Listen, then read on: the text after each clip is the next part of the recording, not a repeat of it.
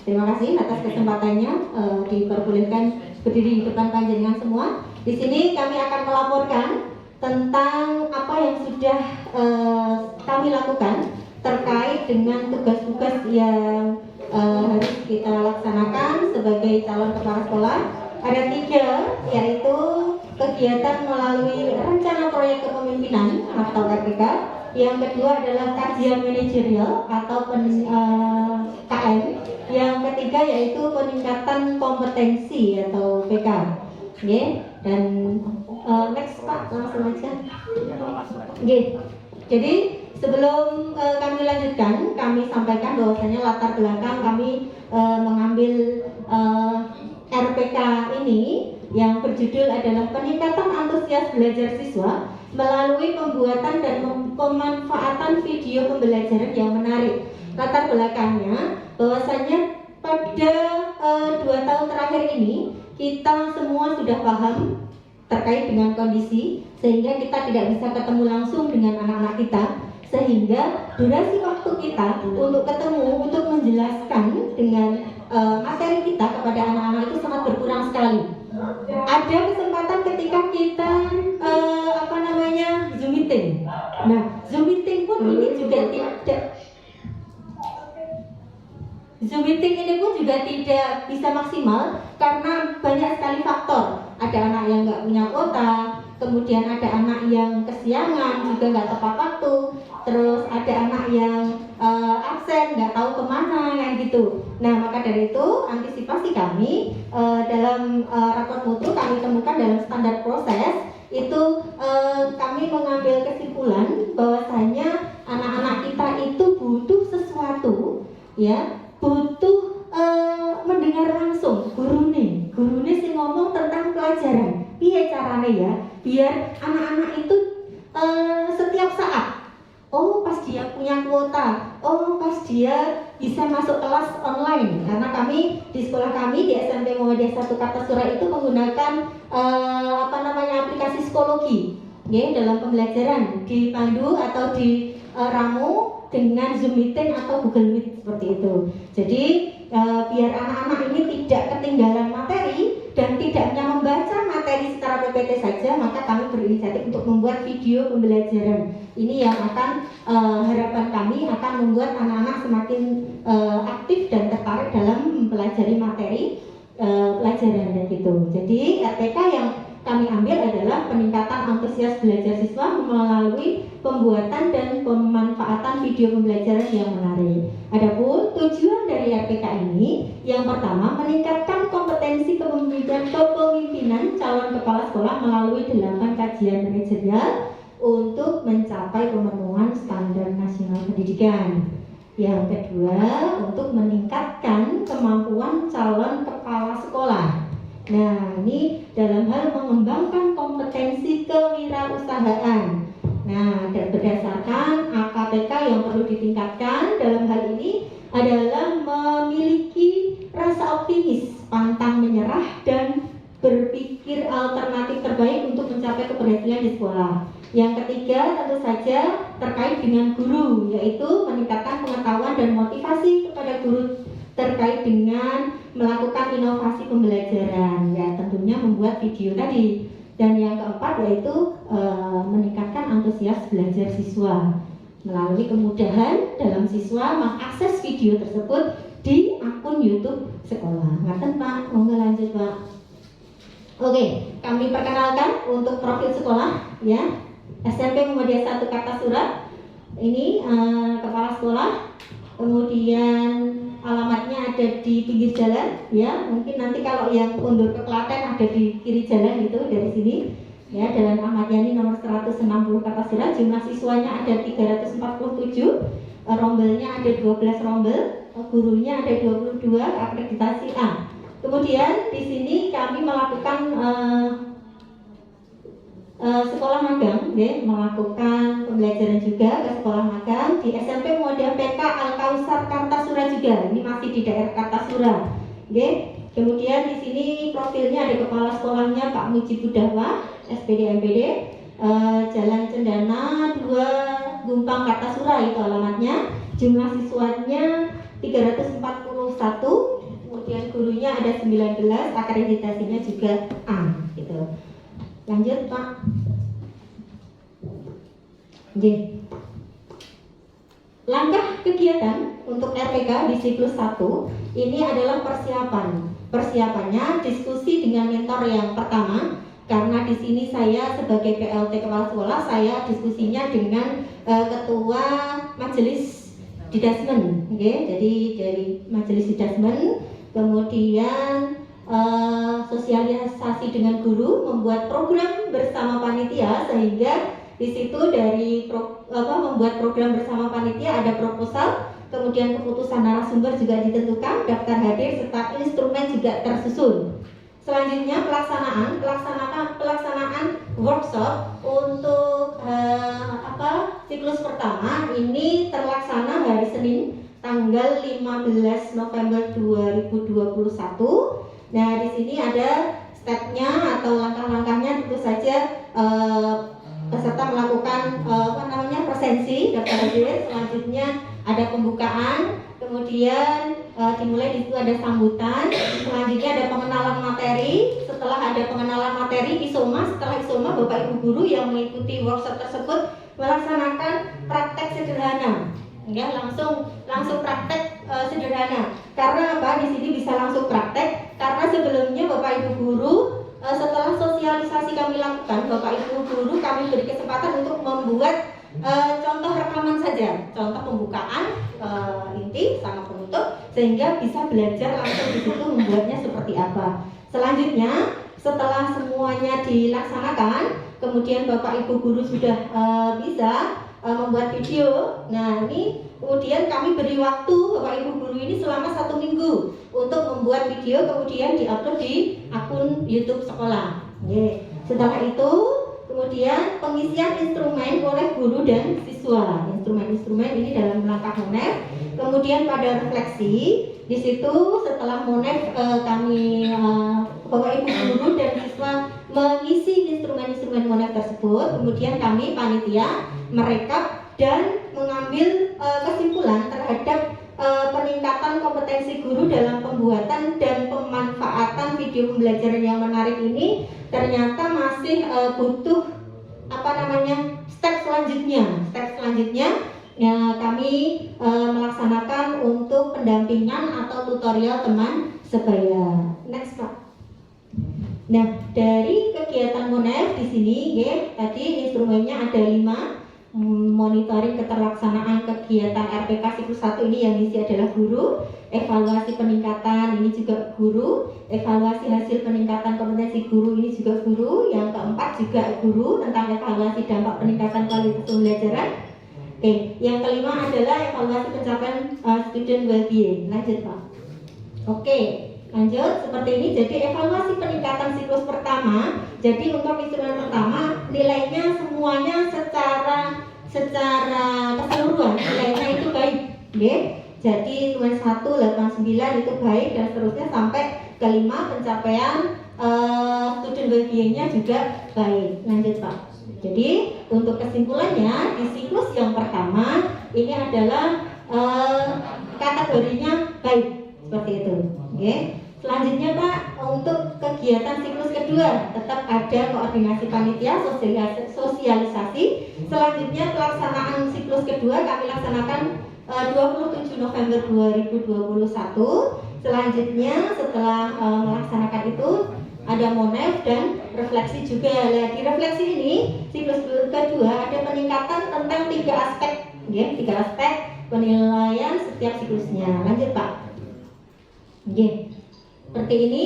Jadi secara keseluruhan dalam hasil kegiatan siklus kedua semuanya meningkat. Next Pak.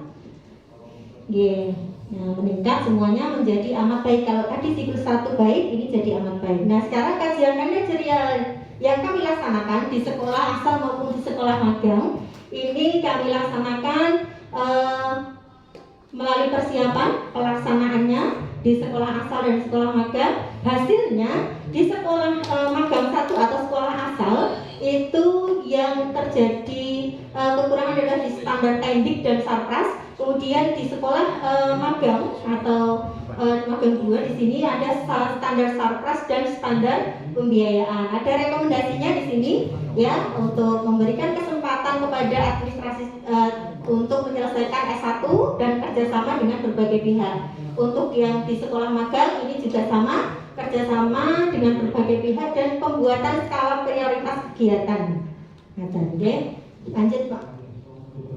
Nah, yang ketiga yaitu PK, peningkatan kompetensi, persiapan. Kami melaksanakan persiapan, pelaksanaan, kemudian ada hasilnya. Bahwasanya di sini ada beberapa inovasi-inovasi yang bisa kami pelajari di sekolah magang yang kemungkinan bisa diterapkan dalam di sekolah asal nanti.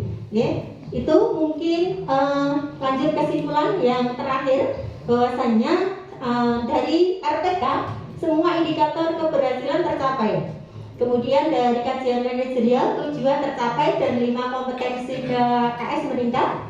Kemudian dari PK kompetensi CKS yang masih lemah dapat meningkat. Nah, dari kegiatan RTL ini memberikan dampak yang baik bagi peningkatan kompetensi CKS. Jadi kualitas pembelajaran dan kinerja calon kepala sekolah itu juga ada dampak yang baik. Itu mungkin presentasi dari kami terkait dengan RTL di SMP Muhammadiyah 1 Kartasura. Mungkin selanjutnya sesi berikutnya saya serahkan ke moderator. Monggo screen. Oke, terima kasih Ibu Yayu. Ini tepat sekali ya. Tepuk tangan dulu kalau Yayu. Sekarang kita lanjutkan untuk sesi tanya jawab. Seperti tadi peraturannya 2 pertanyaan, 1 tanggapan dari Ibu Feting. Monggo Bapak Ibu. Monggo nama ya Pak ya, nama nomor.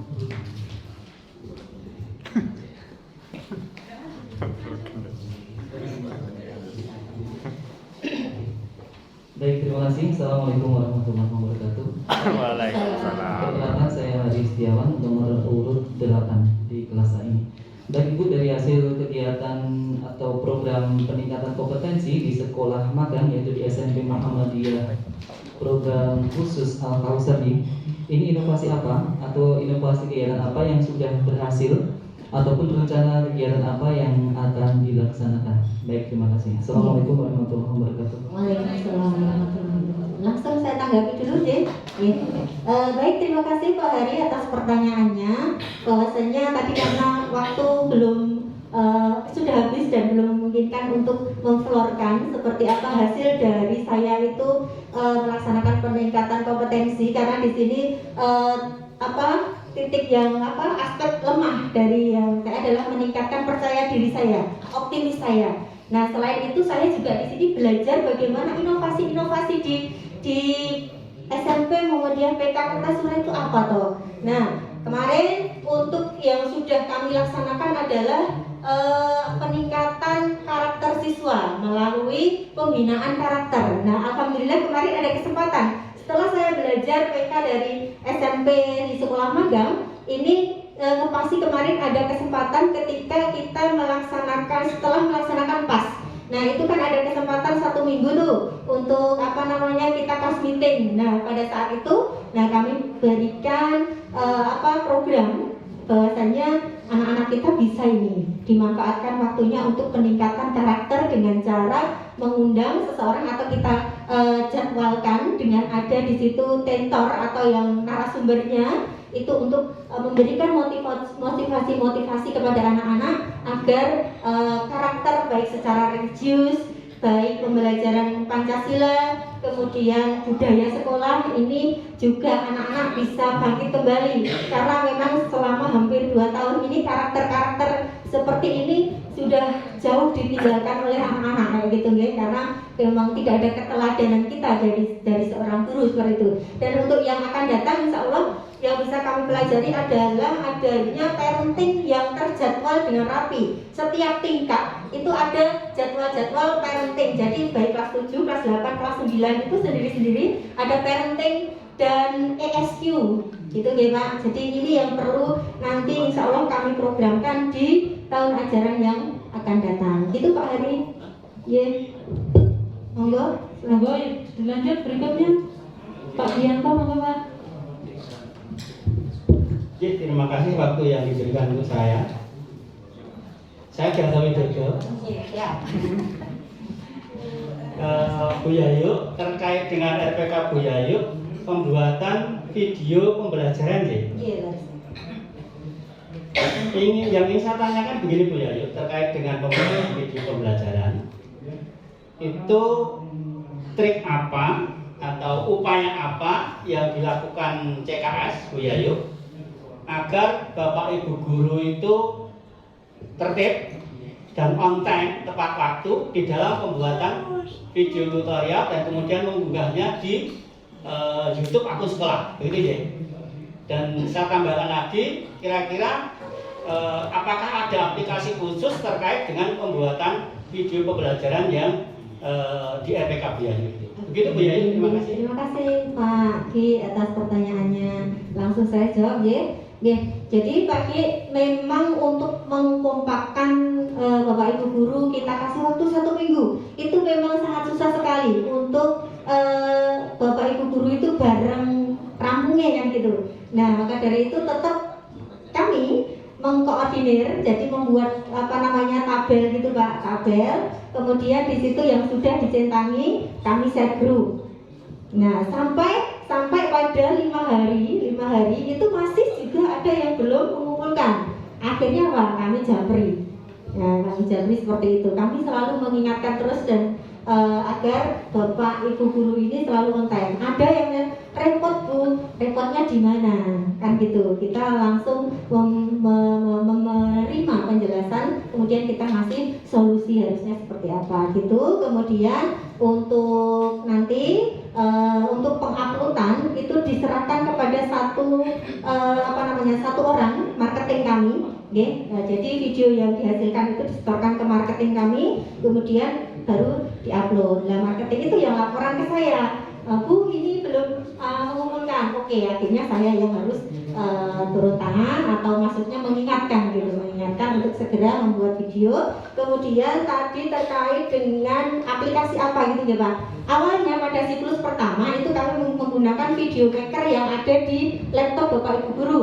Namun karena laptopnya Bapak Ibu guru itu kadang-kadang nggak muat untuk atau nggak support. Jadi akhirnya kami ada solusi pilihan, boleh pakai KineMaster gitu. Jadi pakai video maker dan KineMaster. Gitu Pak Ki. Terima kasih. Oke, 2 pertanyaan sudah disampaikan oleh Bapak Gianta dengan Pak Hari. Kita lanjutkan kepada Ibu Fetri. Monggo Ibu Fetri. Baik, terima kasih Bu Yayu. Ini berkaitan dengan PK ya. Saya akan merunut PK-nya Ibu. Ketika pelaksanaan PK, Ibu kan mendapat kesimpulan bahwa kompetensi Ibu meningkat, begitu ya. Tadi kompetensi apa yang meningkat di PK? Membuat inovasi-inovasi, kemudian rasa percaya diri saya yang selalu disupport oleh kepala sekolah di sekolah magang untuk terus Bu, panjenengan harus sering dolan ke sekolah-sekolah yang lebih unggul agar memotivasi jenengan untuk lebih unggul seperti itu. Baik, sekarang pertanyaan saya, bagaimana Ibu mengetahui bahwa kompetensi Ibu itu meningkat? Bagaimana caranya? Untuk mengetahui kompetensi meningkat, yang pertama tentang inovasi Inovasi kami mengkoordinasikan dengan tim pengembang untuk mencari inovasi-inovasi yang kami ambil dari sekolah magang yang sekiranya bisa diaplikasikan di sekolah kami seperti itu. Kemudian tentang rasa percaya diri, percaya diri, rasa optimis lah, ini kan tentang perasaan ya Bu. Nah itu untuk mengukurnya memang butuh jam terbang yang tinggi Bu. Jadi mungkin tidak cukup kalau untuk diklat ini selama 3 bulan untuk mengukur rasa percaya diri seperti itu. Memang butuh, saya rasa itu butuh jam terbang atau pengalaman berikutnya seperti itu Bu. Pertanyaan saya, bagaimana Ibu bisa mengukur bahwa kompetensi yang Ibu katakan berinovasi, percaya dirinya itu meningkat, itu bagaimana caranya? Kok bisa Ibu tahu? Kan itu tadi kesimpulannya bahwa kompetensi ibu di ketika peningkatan kompetensi berdasarkan AKPK rendah itu ternyata meningkat. Nah, bagaimana ibu mengambil kesimpulan bahwa kompetensi ibu itu meningkat? Jadi ada instrumen yang kami buat, ada instrumen-instrumen, jadi itu nanti diisi juga oleh kepala sekolah magang yang berdasarkan nilai juga ada yang kepala sekolah magang itu juga menilai tentang bagaimana peningkatan saya setelah melaksanakan PK gitu Bu. Boleh diberi contoh satu item pertanyaan atau pernyataan yang digunakan untuk mengukur kompetensi ketika mengukur peningkatannya ketika melaksanakan PK? Jadi untuk instrumen satu item gitu satu item. Apakah kepala sekolah sudah bisa membuat inovasi-inovasi alternatif di dalam sekolah tersebut, mungkin itu. Kemudian kalau terkait dengan percaya diri, apakah kepala sekolah ini merasa percaya diri untuk melaksanakan inovasi yang dilaksanakan seperti itu? Ini pertanyaan ke KKN. Saya kajian manajerial. Nah, pertanyaan saya, ketika KKN itu merunutkannya standar lulusan, standar penilaian sekarang, apa yang ibu bisa pelajari di standar kelulusan? Apa yang bisa ibu pelajari? Jadi di standar kelulusan itu untuk di sekolah magang Ibu. Ya, dua-duanya. Oh, dua-duanya. Jadi di standar kelulusan ini kami belajar dari kedua sekolah ini, kami belajar bagaimana untuk selalu meningkatkan kelulusan-kelulusan terkait dengan pengetahuan, dengan sikap, dan juga tentang keterampilan untuk lulusan kami seperti itu. Apakah meningkat kejujurannya, kedisiplinannya, kemudian tentang pengetahuannya itu nilainya seperti apa, seperti itu. Dari kedua sekolah ini, dari rapor mutunya kita bisa melihat seperti apa. Kalau nilainya 7 atau 6,99, oh berarti ini sudah bagus seperti itu. Baik, cukup. Silakan untuk dilanjut. Terima kasih Bu Betty. Terima kasih teman-teman semua, rekan-rekan dan Bu Betty atas kesempatannya. Mohon maaf atas segala kekurangan, salah ucap mungkin atau keseleo. Terima kasih. Wabillahi taufiq wal hidayah. Wassalamualaikum warahmatullahi wabarakatuh. Terima kasih Bu Yayu, waktunya sangat cepat ya, masih ada bisa. Oke, kita